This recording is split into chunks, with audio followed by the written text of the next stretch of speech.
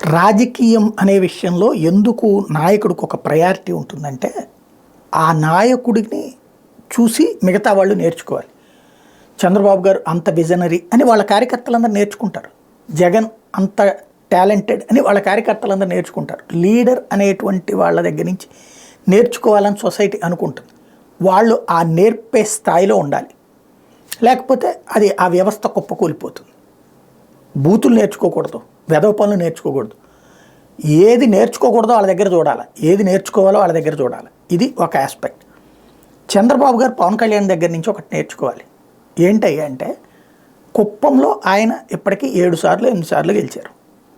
అలాంటి చంద్రబాబు ఇప్పటిదాకా ఇల్లు కట్టుకోవాలి. అక్కడ ఆయన ఒక విజిటింగ్ ప్రొఫెసర్. అక్కడికి గెస్ట్ హౌస్లో దిగుతారు, 2 రోజులు, 1 రోజు 2 రోజులు చుట్టొస్తారు, అందరినీ అయిపోతుంది, ఆయన దోన ఆయన వెళ్ళిపోతారు.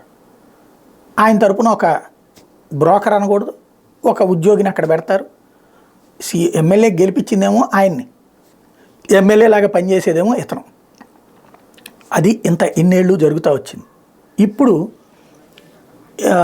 ఏది మొన్నటిసారి జగన్ అదే పాయింట్ రైజ్ చేసి, ఎందుకంటే జగన్ పులివెందుల్లోనే ఇల్లుంది, తన సొంత నియోజకవర్గంలోనే ఇల్లుంది.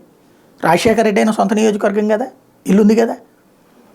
అదే సందర్భంలో చంద్రబాబు ఇంతకాలం లేదు అని ప్రస్తావించేటప్పటికి అప్పుడు అర్జెంటుగా రూట్ మార్చి ఇల్లు కన్స్ట్రక్షన్ చేసుకుంటున్నారు.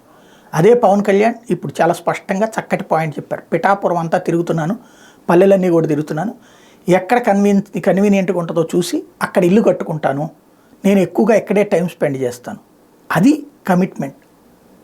చేస్తారా చేయరా పక్కన పెట్టండి, ముందైతే ఆ కమిట్మెంట్ ఇవ్వగలగటం అన్నటువంటిది ఓ రకంగా ఆయన నుంచి నేర్చుకోవాల్సినటువంటి విద్య.